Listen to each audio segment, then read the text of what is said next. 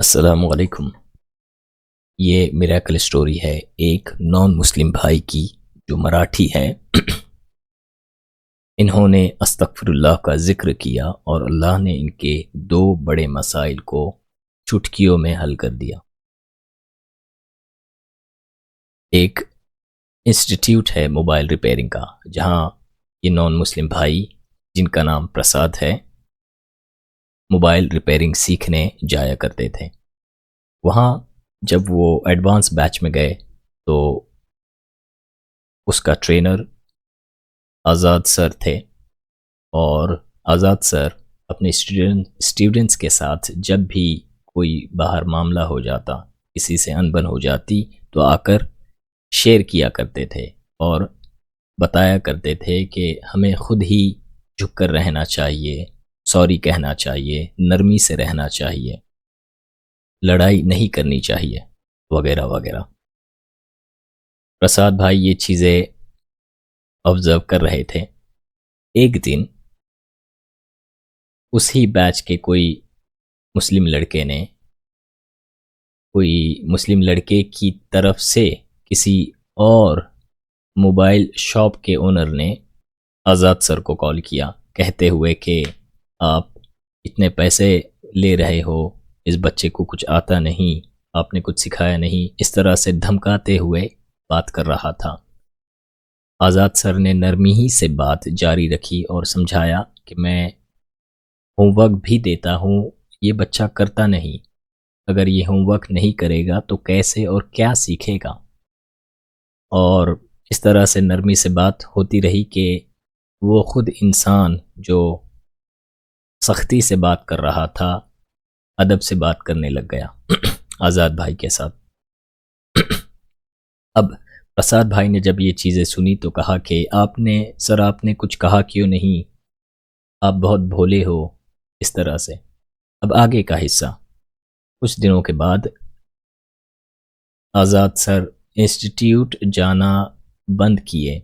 एक ही दिन नहीं गए कि उनके इंस्टीट्यूट के जो ओनर हैं उनका कॉल आया और आज़ाद सर ने कहा मुझे सैलरी का इशू है, जो मुझे सही टाइम पर नहीं मिल पाती, ना पूरी मिल पाती, और अब ज़्यादा ज़रूरत है पैसों की। और फिर यूँ बात हुई, फिर आज़ाद सर ने मना किया। फिर ओनर उनकी आज़ाद सर की शॉप है मोबाइल रिपेयरिंग की और वो सिखाते भी है। तो इंस्टीट्यूट के ओनर आज़ाद सर की शॉप पर आए, रिक्वेस्ट की, और जैसे ही रिक्वेस्ट की, आज़ाद सर ने एक दो दिन पहले एक हदीस का कोई वीडियो देखा था जिसमें यह हदीस है, नबी सल्लल्लाहु अलैहि वसल्लम फरमाते हैं अर्राहिमून यरहमुहुमुर रहमान, रहम करने वाले रहमान अल्लाह उन्हीं पर रहम करता है। इरहमु मन फिल अर्द यरहमुकुम मन फिस समा, तुम ज़मीन वालों पर रहम करो, आसमान वाला तुम पर रहम करेगा। और वो बहुत ही अच्छे और बेहतरीन आलिम है। वो वीडियो में, इस वीडियो में, और लिंक इसके डिस्क्रिप्शन में डालने की कोशिश करूँगा। आप अपनी ज़ात के एतबार से लोगों के साथ रहम का मामला करने वाले थे, लेकिन आपने अपनी उम्मत को भी रहम करने वाला बनाया। और ये रहमत सिर्फ मुसलमानों के लिए ख़ास नहीं है, ये सिर्फ इंसानों के साथ ख़ास नहीं, बल्कि सारे ज़मीन वालों के लिए रहमत। अल्लाह के नबी सल्लल्लाहु अलैहि वसल्लम ने फरमाया अर्राहिमूना यरहमुहुमुर रहमान, रहम करने वाले रहमान उन्हीं पर रहम करता है। रहमान रहम करने वालों पर रहम करता है। इरहमु मन फिल अर्द यरहमकुम मन फिस समा, तुम ज़मीन वालों पर रहम करो, आसमान वाला तुम पर रहम करेगा। ज़मीन में कौन बसता है? सिर्फ मुसलमान। ज़मीन में कौन बसता है? सिर्फ इंसान। ज़मीन में मुसलमान भी बसते हैं और काफिर भी बसते हैं, इस्लाम के दुश्मन भी बसते हैं, इस्लाम का इनकार करने वाले, इस्लाम का मजाक उड़ाने वाले भी बसते हैं, इस्लाम और मुसलमानों के ख़िलाफ़ साजिश करने वाले भी बसते हैं, इंसान भी बसते हैं, जानवर भी बसते हैं। अल्लाह के नबी सल्लल्लाहु अलैहि वसल्लम ने फरमाया तुम ज़मीन वालों पर रहम करो। आपने इसमें किसी की तक़यीद नहीं की। ज़मीन वालों में अपने मुल्क वालों पर करो, मुसलमानों पर करो, ख़ानदान वालों पर करो, दोस्तों पर करो, अपनों पर करो, घर वालों पर करो, क़ैद नहीं रखी। ज़मीन वालों पर रहम करो। इतनी उमूमियत के साथ में, इतनी उमूमियत के साथ में सब के लिए है। तुम ज़मीन वालों पर रहम करो, आसमान वाला तुम पर रहम करेगा। यहाँ ये बताया गया कि आसमान वाला अल्लाह, इससे मालूम होता है कि अल्लाह ताला आसमान पर है। वो लोग सोचें जो कहते हैं कि अल्लाह हर जगह है। यरहमकुम मन फिस समा, वो जो आसमान पर है वो तुम पर रहम करेगा। मालूम है कि अल्लाह की रहमत पाने के लिए एक मुसलमान को ये शर्त बताई गई कि उसको ज़मीन वालों पर रहम करना पड़ेगा। यानी वाकई अल्लाह की रहमत का मुस्तहिक बनने के लिए, खुसूसी रहमत पाने के लिए उसको लोगों के साथ रहम का मामला करना पड़ेगा। हमारे नबी ने हमको ये तालीम दी। हमको ऐसा तासुब नहीं सिखाया कि तुम फलां ही पर रहम करो। हमको ये बताया गया कि सब पर रहम तुमको करना है। उमूमियत के साथ में सारे लोगों के साथ रहमत की तालीम दी गई है। इरहमु मन फिल अर्द, ज़मीन में जो भी हैं तुम उन पर रहम करो, आसमान वाला तुम पर रहम करेगा। इस हदीस को इमाम अहमद, अबू दाऊद, तिरमिज़ी और हाकिम ने रिवायत किया और यह हदीस सही है। अब आगे बढ़ते हैं। तो ये हदीस जब याद आई तो आज़ाद सर ने डिसाइड किया कि नहीं, अब मैं इंस्टीट्यूट में जाऊंगा और इस बैच को मुकम्मल करूंगा। अब इस मजबूरी में वो जो ओनर है वो ख़ुद भी नॉन मुस्लिम है, तो उन्हें ज़रूरत है, वो इस मजबूरी में फंसे हुए हैं, तो मैं उन्हें इस तरह नहीं छोड़ सकता। और फिर ये वो गए, वहाँ गए और फिर पैसों की और बात हुई। उसके बाद जब स्टूडेंट्स से आकर मिले तब प्रसाद भाई ने पूछा कि आज़ाद सर आप क्यों नहीं आए। आज़ाद सर ने कहा सैलरी का इशू था, मैं तो आने भी नहीं वाला था। तो प्रसाद भाई ने कहा कि मुझे कहना था, क्या मैं पैसे निकलवा कर दूं, क्योंकि प्रसाद भाई एक सख्त और काइंड ऑफ गुंडा किस्म के पर्सनालिटी वाले इंसान हैं, एग्रेसिव, के जो हर मसले को लड़ाई तक ले जाता और लड़ाई से हल करना जानता है। और आज़ाद सर की अच्छाई को देखकर वो उनसे बहुत मुतासिर, यानी उनको पसंद करने लगे। अब आगे बढ़ते हैं। एक दिन प्रसाद भाई के फादर बाथरूम में गए और स्लिप हो गए जिस वजह से उनका कमर की हड्डी फ्रैक्चर हो गई और फिर एक बड़ा ऑपरेशन हुआ जिसमें रिप्लेसमेंट वगैरह लगाया गया और स्टिचेस लगाए गए। अब प्रसाद भाई की उस क्लास में छुट्टियां हो गई फादर के ऑपरेशन की वजह से। अब प्रसाद भाई आज़ाद सर के शॉप पर रिमेनिंग बचे हुए टॉपिक्स को पूरे करने आने लगे। तो कभी कभार प्रसाद भाई आज़ाद सर के साथ मार्केट चले जाते, तो कभी दुकान में रहते कस्टमर्स के साथ आज़ाद सर का बिहेवियर देखते। तो कहते हैं कि जब मैं मार्केट जाता, आज़ाद सर को देखता कि इनकी नज़र लोगों पर पड़ती है और गलती से भी कोई औरत पर पड़ जाए तो अस्तगफिरुल्लाह कहते हैं, और किसी से अनबन हो जाए तो ख़ुद ही माफ़ी मांगते हैं, मामले को ख़त्म करते हैं नरमी से और हट जाते हैं और सामने वाले को छोड़ देते हैं, कोई बदला नहीं, कुछ नहीं। और एक दिन जब शॉप पर कस्टमर आया, कुछ अनबन हो गई, तो आज़ाद सर ने ख़ुद ही से सॉरी कहा और अस्तगफिरुल्लाह पढ़ने लगे और दुआ देने लगे कि अल्लाह से भी बिज़नेस दे वगैरह, बिज़नेस में बरकत दे, उसके दुनिया और आखिरत के लिए जो भी अच्छी दुआएं दे सकते दुआएं दी। ये ऑब्ज़र्व कर रहे थे और देख रहे थे, अस्तगफिरुल्लाह पढ़ रहे। तो प्रसाद भाई ने सोचा कि ये क्या विषय है। इन प्रसाद भाई पूरे मराठी है, मराठी ही में बात वगैरह, तो हिंदी वगैरह भी आती है लेकिन कल्चर उनका वो है, तो ये क्या विषय है। और फिर एक दिन उन्होंने पूछा कि ये क्या पढ़ते हो, क्या है ये। तो आज़ाद सर ने कहा अस्तगफिरुल्लाह, इसका मतलब होता है ए अल्लाह मुझे माफ़ कर, मेरे गुनाहों को माफ़ कर। और अस्तगफिरुल्लाह के बहुत से फ़ायदे हैं। और इंसान से गलती होती है तो माफ़ी मांगते रहना चाहिए, इस तरीके से उन्होंने समझाया। उसके बाद कुछ दिन गुजरे और तब तक प्रसाद भाई का आज़ाद सर पर काफ़ी ट्रस्ट बढ़ चुका था और तब उन्होंने कहा कि मैं एक लड़की को पसंद करता हूँ, उससे शादी करनी है, लेकिन उसके घर पर कोई मुझे पसंद नहीं करता और ये एक सीरियस मसला है। तो और इस तरीके से चीज़ें चली और कहने लगे कि मैंने अपने दोस्तों को भी, यानी उन्होंने उनके दोस्तों से भी कहा, जो भी अलग मज़ाहिब के हैं उनसे कहा प्रार्थना या दुआ करने के लिए। और आज़ाद भाई जब भी नमाज जाते तो प्रसाद भाई उन्हें कभी हाथ का इशारा कर कर तो कभी ज़ुबान से कहते दुआ के लिए। आज़ाद सर ने कहा कि तहज्जुद नमाज बहुत पावरफुल है जिसमें दुआ कबूल ही होती है। और फिर आज़ाद सर ने उनके लिए दुआ की कि अल्लाह उस लड़की को, अगर वो लड़की इनके लिए बेहतर है प्रसाद भाई के लिए तो उनकी शादी करवा दे, अगर बेहतर नहीं है तो बेहतरीन बना कर शादी। हदीस के मफ़हूम में है, रसूलुल्लाह सल्लल्लाहु अलैहि वसल्लम फरमाते हैं कि अल्लाह से ढीली दुआ मत करो, ज़िद के साथ पुख्तगी के साथ दुआ करो कि अल्लाह चाहिए ही। अगर कोई चीज़ बेहतर नहीं है तो अल्लाह से कहना चाहिए ए अल्लाह इस चीज़ को बेहतर बना और दे। अल्लाह हर चीज़ कर सकता है, अल्लाह को ऐसी दुआ पसंद है। अब आगे बढ़ते हैं। उसके बाद फिर प्रसाद भाई ने आज़ाद सर को उस लड़की की फ़ोटो भी बताई और कहा कि मैंने अपने दोस्तों को भी आज तक नहीं बताया, बेस्ट फ्रेंड्स को भी, किसी को भी नहीं। आज़ाद सर ने पूछा तो मुझे क्यों बताए?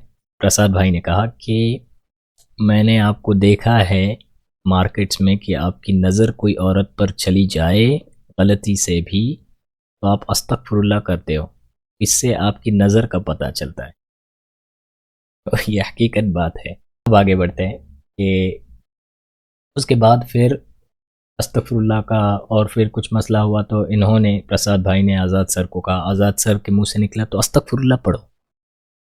तो प्रसाद भाई ने जस्ट झूठे मुंह, वो कहते हैं खुद कि मैंने झूठे मुंह जस्ट ऊपर से, गर्दन के ऊपर से सिर्फ पढ़ा अस्तगफिरुल्लाह 10 12 या 15 दफ़ा, दिल से भी नहीं, जस्ट इस तरह, इसलिए कि आज़ाद सर ने इतने दिल से कहा तो पढ़ लेते हैं। उसके बाद हुआ यूँ, दूसरे दिन उस लड़की का प्रसाद भाई को फ़ोन आया कहते हुए कि मेरे घर वाले मुझसे कुछ छुपा रहे हैं, ऐसा लग रहा है मुझे। और अब ये डर गए कि कोई तीसरा लड़का तो नहीं देखा जा रहा। उसके बाद शाम में जब बात हुई तो लड़की ने कहा कि मम्मी और दीदी आपके बारे में बात। प्रसाद भाई मज़ीद डर गए कि अभी कुछ मसला तो नहीं हो जाएगा बड़ा। और उसके बाद फिर अगले दिन फिर कॉल आया तो कहा कि मम्मी और दीदी आप ही के बारे में बात कर रहे थे और ये बात कर रहे थे कि प्रसाद बहुत अच्छा लड़का है और अब आप, यानी प्रसाद भाई, लड़की के सारे रिश्तेदारों को और घर वालों को पसंद है सिवाय उनके पिताजी के। अभी सिर्फ उनके पिताजी को मनाना है।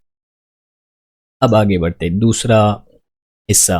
एक दिन जब प्रसाद भाई ऊपर से फ्रेश होकर नीचे आए हॉल में और उनको आना था शॉप पर आज़ाद भाई की, तो उनके फादर का जो ऑपरेशन हुआ था उसके 2 स्टिचेस में गड्ढा हो गया और ये एबनॉर्मल था।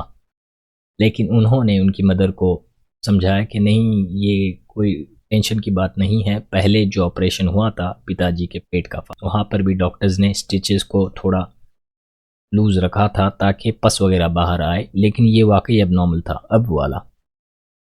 और उन्होंने फ़ौरन डॉक्टर्स से बात की जो भी हॉस्पिटल में, तो वहाँ से कहा गया कि ये जो स्टिचेस होते हैं, जो स्टार्टिंग ऊपर साइड कभी खुला नहीं छोड़ा जाता, बस नीचे से बाहर आता है, ऊपर से नहीं। और ये गड्ढा जो हुआ है ये बहुत एबनॉर्मल है, सीरियस कंडीशन है। प्रसाद भाई बहुत डर गए।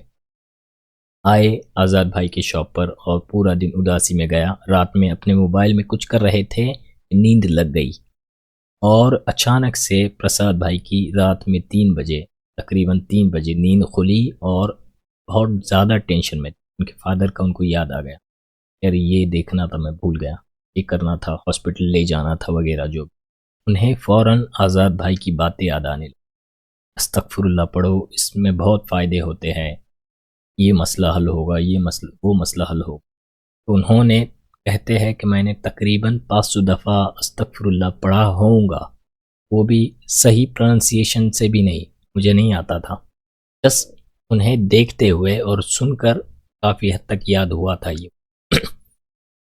तो उन्होंने 500 दफ़ा पढ़ा और उन्हें नींद लग गई। फिर जब सुबह में नींद खुली तो पहला लफ्ज़ अस्तगफुरुल्लाह अपने आप प्रसाद भाई की ज़ुबान से निकला और वो और डर गए, कहीं मैंने कुछ पाप का काम तो नहीं कर दिया। नापाक बगैर नहाए मैं पढ़ रहा हूँ और फटाफट फ्रेश हुए और नीचे गए ही कि उनके फादर ने आवाज़ कि प्रसाद है बग हिकाय उल्ला ज़ाला आए वगैरह इस तरह से कि प्रसाद ये देखो, ये क्या गीला गीला लग रहा है बेड पर कमर के नीचे। तो जब प्रसाद भाई गए तो वो पूरा पस निकल चुका था और ज़ख्म सूख चुकी थी।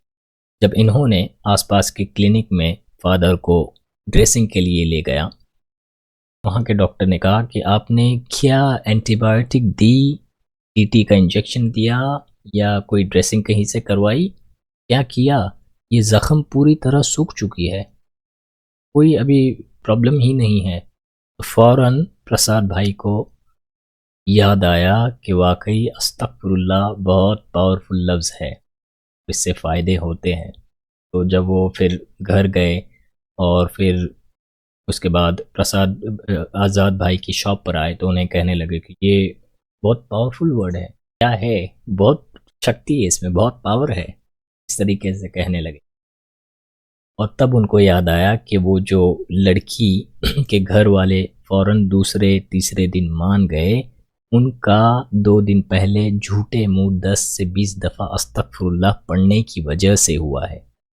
अल्लाह ने उस मसले को हल कर दिया और इस मसले को भी।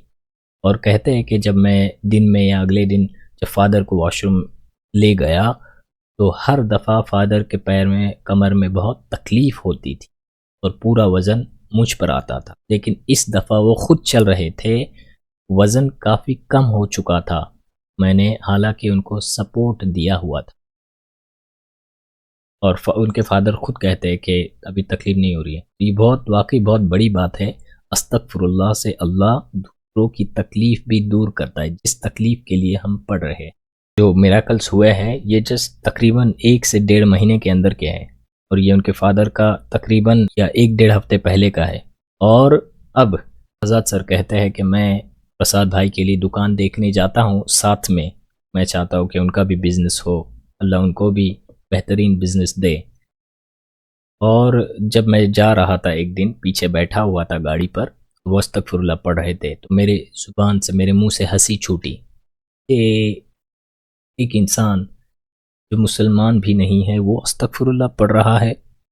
और ऐसी सीरियस सिचुएशन में कि वो बिज़नेस या कोई बिज़नेस से रिलेटेड काम के लिए बाहर निकला हो, शॉप देखने के लिए, और वो अस्तगफुरुल्लाह पढ़ रहा हो, यानी कोई इंसान मजाक वाली या फजूल बात भी नहीं करता, तो यकीनन इस इंसान का यकीन क्या हो गया है, ये अस्तगफुरुल्लाह पढ़ रहा है। और दूसरी जगह उन्हें अफसोस भी होने लगा कि जो चीज़ मुसलमानों को करनी चाहिए वो चीज़ एक गैर मुस्लिम कर रहा है। और कुछ दिन पहले प्रसाद भाई कह रहे थे, वो खुद मुझसे कह रहे थे कि मुझे अब कोई औरत की तरफ देखने का भी दिल नहीं करता, जबकि वो कोई गलत नज़र से नहीं देखते थे, लेकिन उतना भी नहीं जितना इंसान गलती से भी नज़र पड़ जाए तो। और ना जैसे पहले मुझे मेरी ज़ुबान से बात बात में गाली निकल जाती थी, अब वो भी नहीं, उसमें भी बहुत नफ़रत हो गई है मुझे। मैं अपनी ज़ुबान को संभाल कर इस्तेमाल करता हूँ और मेरा दिल बहुत पाक जैसा हो रहा है और मुझे बुराई से, गुनाहों से नफ़रत हो गई है। और मुझे बहुत अफसोस और बुरा लगता है उन दोस्तों के बारे में जो मेरी वजह से इस गुंडागर्दी के और बात बात में गाली निकलने वाले रास्ते पर चले गए। बहुत बुरा लगता है कि मेरी वजह से लोग बर्बाद हो गए। ये ऐसा कह रहे थे प्रसाद भाई खुद, और उन्होंने कब कितना फ़र्क हुआ, तकरीबन 15-20 दिनों में ही पर सिर्फ 2 दफ़ा अस्तगफुरुल्लाह पढ़ा। अब वो लगातार अस्तगफुरुल्लाह खुद ही से जिक्र करते रहते हैं। तो ये भी एक चीज़ है, और हमें इस्तगफार को हल्के में नहीं लेना चाहिए। हमसे वैसे भी गुनाह होते रहते हैं, नमाज छूटती है, इंसान नापाक रहता है, पाकी का ख्याल नहीं करता और दूसरे गुनाह होते रहते हैं। तो हमें एटलीस्ट इस्तिग़फ़ार करते रहना चाहिए। अल्लाह हमें जो नेकिया और जो अमाल फ़र्ज़ है छूट रहे हैं उनसे भी जोड़ देगा और गुनाहों को भी माफ़ कर देगा, हर मसलों को हल कर देगा। तो आज के लिए इतना। अस्सलामु अलैकुम।